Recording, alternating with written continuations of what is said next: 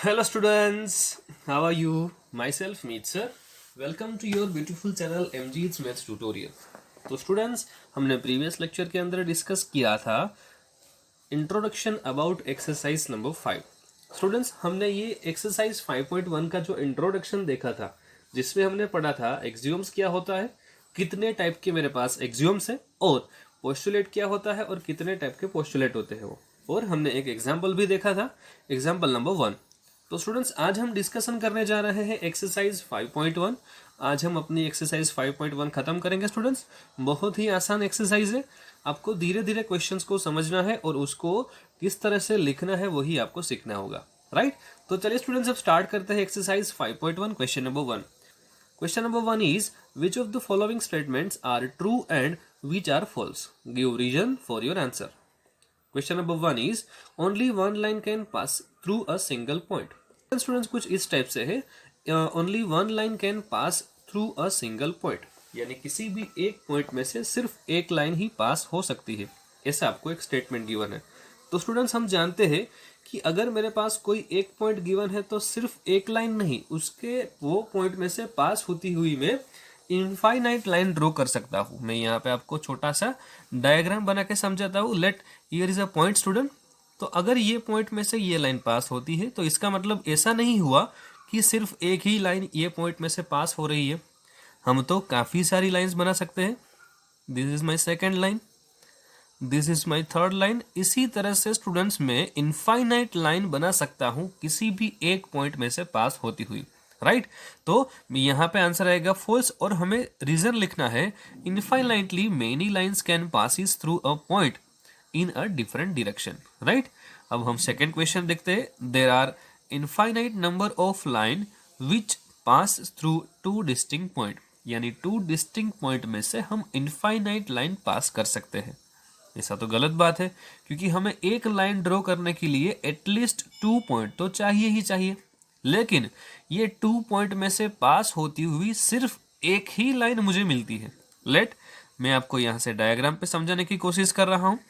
Here is point A and here is point B. अगर ये दो पॉइंट में से पास होती हुई कोई भी लाइन मुझे ड्रॉ करनी है तो ये हो गई मेरी लाइन। सर अब ये दो पॉइंट में से पास होती हुई दूसरी लाइन में नहीं बना सकता, क्योंकि स्टूडेंट्स आप देख सकते हो अगर दूसरी लाइन यहाँ पे होगी वो तो इसी के ऊपर कॉन्सिडेंस लाइन हो जाएगी, राइट।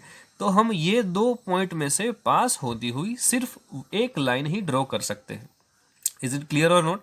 तो यहाँ पे स्टेटमेंट आपका हो जाएगा false because through two distinct point a line can pass. मतलब अगर दो पॉइंट गिवन है आपको और दो पॉइंट में से सिर्फ एक ही लाइन हम बना सकते हैं, ओके। और third question is terminated line can be produced indefinitely on both the side. Terminated line, ये तो स्टूडेंट्स हमने आपको याद आ रहा होगा कि हमने एक एक्सियोम्स पढ़ा था जिसमें यही स्टेटमेंट गिवन था कि अगर मेरे पास कोई टर्मिनेटेड लाइन है, let here is a terminated line A B, अगर मुझे इसको इनफाइनाइटली इंक्रीज करना है यानी इस साइड पे आगे बढ़ाना है तो मैं बढ़ा सकता हूँ। एज वेल एज स्टूडेंट्स अगर मुझे ये साइड पे ये लाइन को आगे खींचना है तो मैं खींच सकता हूँ। तो स्टूडेंट्स ये लाइन ए बी अब इनफाइनाइटली हो चुकी है। Is it clear or not? तो स्टूडेंट्स यहाँ पे ये स्टेटमेंट ट्रू हो जाएगा। अगर स्टेटमेंट ट्रू है तो भी हमें रीजन लिखना होगा टर्मिनेटेड लाइन और line segment can be produced indefinitely on both side to give a line. जो भी लाइन हमें गिवन है उसी लाइन को मैं इनडिफाइनाइटली इंक्रीज कर सकता हूँ दोनों की ओर। Is it clear? तो स्टूडेंट्स अब हम चलते हैं क्वेश्चन नंबर 4 पे। क्वेश्चन नंबर 4 है if two circle are equal then their radii are equal. अगर दो सर्कल आपको गिवन है वो दो सर्कल इक्वल है। सर दो सर्कल इक्वल इट मीन्स दो सर्कल का एरिया इक्वल। चलो मैं यहाँ पे एक एग्जांपल से आपको समझा देता हूँ। मैं आपको ऐसा बोल रहा हूँ ये मेरे पास एक सर्कल है और ऐसा बोल रहा हूँ ये मेरे पास दूसरा सर्कल है, राइट। अब मैं इस तरह से बोलता हूँ कि ये दो सर्कल एक दूसरे के बराबर है। तो इसका मतलब क्या हुआ? सर इसका एरिया इक्वल होगा, किसके बराबर होगा ये एरिया? सर ये सर्कल के बराबर। Exactly right. यानी इसका मैं एरिया लेता हूँ पाई r1 स्क्वायर तो इसका एरिया होगा पाई r2 स्क्वायर, अगर दोनों की रेडियस अलग अलग है तो। लेकिन जब दोनों का एरिया इक्वल होता है इसका मतलब क्या हुआ स्टूडेंट्स कि इसकी रेडियस भी इक्वल होगी, तभी जाके उसका एरिया इक्वल होगा। तो यहाँ पे हम लेते हैं सर इसकी रेडियस अगर r1 में ले रहा हूँ, radius of this circle is r1 and radius of this circle is r2। तो इसका मतलब क्या हुआ स्टूडेंट्स, यहाँ पे radius of circle 1 is equal to radius of circle 2 ही होना चाहिए। क्यों? क्योंकि वो दोनों सर्कल इक्वल है, ताकि इसका एरिया भी इक्वल होगा और उसकी रेडियस भी इक्वल होगी। तो यहाँ पे हमारा स्टेटमेंट हो जाएगा ट्रू, क्योंकि two circle of equal area will have the same radius. Now our fifth question is, in a figure, if AB is equal to PQ and PQ is equal to XY, then AB is equal to XY। आप students यहाँ पे diagram से भी देख सकते हो, आपको यहाँ पे ऐसा बोला है AB is equal to PQ, यानी ये दो एक दूसरे के बराबर हैं, और ऐसा बोला है कि ये जो आपको लाइन सेगमेंट PQ दिख रहा है वो लाइन सेगमेंट XY के बराबर है। तो इसका मतलब तो सीधा ही यही होता है ना सर कि ये इज इक्वल टू ये एंड ये इज इक्वल टू ये, तो ये दोनों भी एक दूसरे के बराबर होंगे, यानी हमारा स्टेटमेंट यहाँ से हो जाएगा ट्रू। और रीजन क्या लिखना होगा, from axioms that if the things are separately equal to a third things then they are equal to each other. हमने ऐसा देखा हुआ है एक एक्सियोम स्टूडेंट, राइट। तो ये हो गए आपके क्वेश्चन नंबर 1 के ट्रू फॉल्स के क्वेश्चंस। अब हम बात करेंगे क्वेश्चन नंबर 2 पे। क्वेश्चन नंबर 2 ऐसा है students, give a definition for each of the following terms. आपको यहाँ पे डेफिनेशंस लिखनी है जो भी टर्म आपको गिवन है उसकी, जिसमें फर्स्ट है पैरेलल लाइन। स्टूडेंट्स मैं डेफिनेशन स्टार्ट करने से पहले आपको एक वर्ड समझाना चाहता हूँ कि डेफिनेशन एक ऐसा वर्ड है जिसमें आपको जो भी टेक्स्ट बुक में गिवन है वही डिटो आपको कॉपी करना है, क्योंकि यहाँ पे हम अपने ओरल्स वर्ड हम ऑन वर्ड्स में नहीं लिख सकते डेफिनेशन, हम चाहे जितना भी उसको ओरली लिखना चाहते हैं वो नहीं लिख सकते यहाँ पे, राइट। आपको डेफिनेशन एग्जैक्ट प्रॉपर वर्ड जो मेरे पास है, जो आपकी टेक्स्ट बुक में गिवन है, वही वर्डिंग्स में आपको डेफिनेशंस लिखनी है, right. Our first definition is parallel line, two straight line which have no point in common are said to be a parallel to each other. इसका मतलब क्या हुआ, आपको दो ऐसी लाइन बनानी है जिसमें दोनों का कोई कॉमन पॉइंट नहीं आ रहा है, मतलब वो दोनों लाइन कभी कोई भी पॉइंट में इंटरसेक्ट नहीं करेगी, ऐसा हम बोल सकते हैं। अगर वो लाइन इंटरसेक्ट नहीं करेगी so that our line is parallel lines. तो ये हो गई उसकी definition. Now our second definition is perpendicular line, if one among two parallel lines is turn by 90 degree then the lines are perpendicular to each other. अगर मैं ऐसा बोल रहा हूं कि अगर दो पैरेलल लाइन है, इसमें से किसी भी एक लाइन को मैं 90 डिग्री पे टर्न कर देता हूं, राइट। मेरे पास दो पैरेलल लाइन एक्चुअल में थे, राइट। अभी इन दो में से किसी भी एक को मैं टर्न करता हूं 90 डिग्री पे। तो आपको मालूम है स्टूडेंट्स, अगर 90 डिग्री पे आपने किसी भी एक लाइन को टर्न किया, इसका मतलब क्या हुआ स्टूडेंट्स कि वो दोनों लाइन एक दूसरे को इंटरसेक्ट करेगी, लेकिन कितने एंगल पे इंटरसेक्ट करेगी, 90 डिग्री पे। अगर हम ऐसा बोले कि दो लाइन का बीच का एंगल 90 डिग्री है, that it means the lines are perpendicular to each other. तो ये हो गई हमारी second definition. Our third definition is line segment. A line with two endpoints is a line segment. Line endpoints have been defined before. यानी आपको कोई ऐसी line draw करनी है जिसके टू एंड पॉइंट होने चाहिए, एक एंड पॉइंट इस साइड पे होगा और दूसरा एंड पॉइंट उस साइड पे होगा, यानी हम ऐसी लाइन जिसके दो एंड पॉइंट है वही लाइन को हम बोलेंगे लाइन सेगमेंट। यानी लाइन सेगमेंट एक डिफाइनाइट लेंथ तक होता है और लाइन तो आपको मालूम है स्टूडेंट्स वो इनडिफाइनाइट होता है। Our fourth definition is radius of a circle, the line segment with one end point at a center and other at any point on a circle। मैं यहाँ पे डेफिनेशन को एक्सप्लेन करने की ट्राई कर रहा हूँ। यहाँ पे आपको एक सर्कल गिवन है, okay, this is the circle and this is the centre of the circle.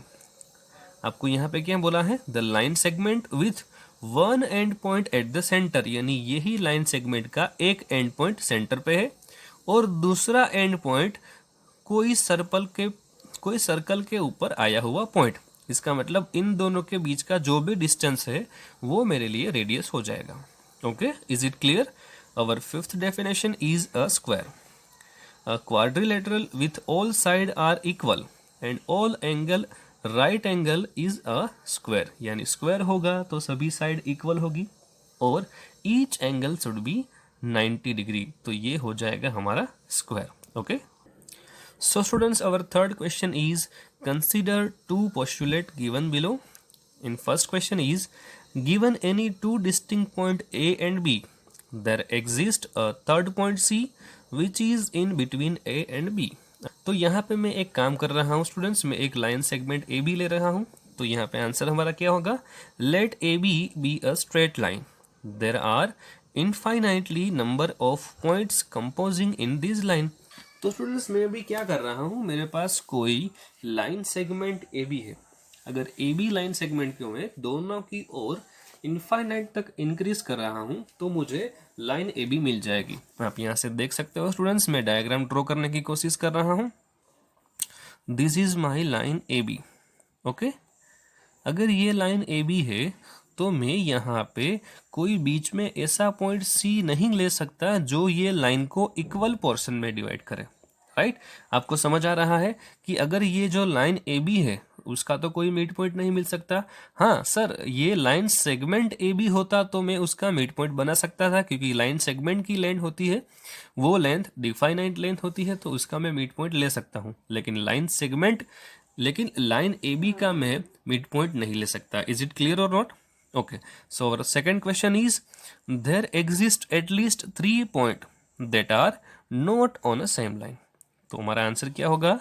If there are only 2 points then can always be connected by a straight line. यानी स्ट्रेट लाइन ड्रॉ करने के लिए मुझे 3 point नहीं, at least 2 point होने चाहिए. 2 से ज्यादा होगा तो चलेगा, लेकिन यहाँ पे क्वेश्चन में क्या गिवन है?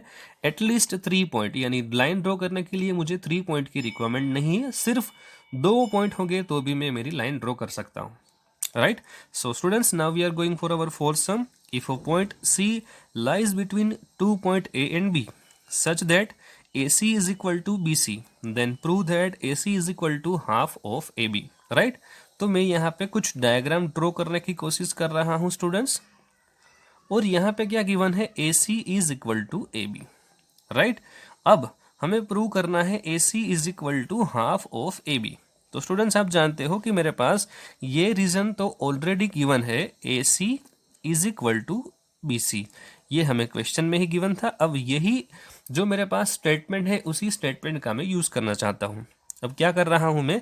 दोनों साइड AC ऐड करता हूँ, क्योंकि स्टूडेंट्स हमें मालूम है, हमने एक एक्सियोम ऐसा पढ़ा था कि अगर कोई भी दो इक्वल क्वांटिटी है, अगर मैं उसमें कोई क्वांटिटी ऐड कर रहा हूँ, यानी लेफ्ट हैंड साइड पे वो क्वांटिटी ऐड हो रही है और राइट हैंड साइड पे भी वो क्वांटिटी ऐड हो रही है, तो जो भी मुझे रिजल्ट मिलेगा वो भी सेम होगा. तो मैं यहाँ पे क्या कर रहा हूँ स्टूडेंट्स, मेरे पास AC था और यहाँ पे BC था, मैंने दोनों साइड AC को ऐड किया. आप देख सकते हो यहाँ से. राइट, तो यहाँ पे AC प्लस AC, इसका मतलब तो हो जाएगा 2AC, और यहाँ पे बन रहा है BC plus AC. This is BC and this is AC. Sir ये तो AB हो जाएगा. एग्जैक्टली राइट, तो ये हो गया मेरा AB. सर रीजन क्या है उसका? BC plus AC coincide with AB, यानी ये दोनों जो आपको लाइन सेगमेंट दिख रहे हैं वो दोनों AB पे ही आए हुए हैं. ओके, तो मुझे प्रूव क्या करना था? सर AC की वैल्यू आपको निकालनी है. ओके, तो यहाँ पे मेरे पास 2AC ऑलरेडी पड़ा हुआ है.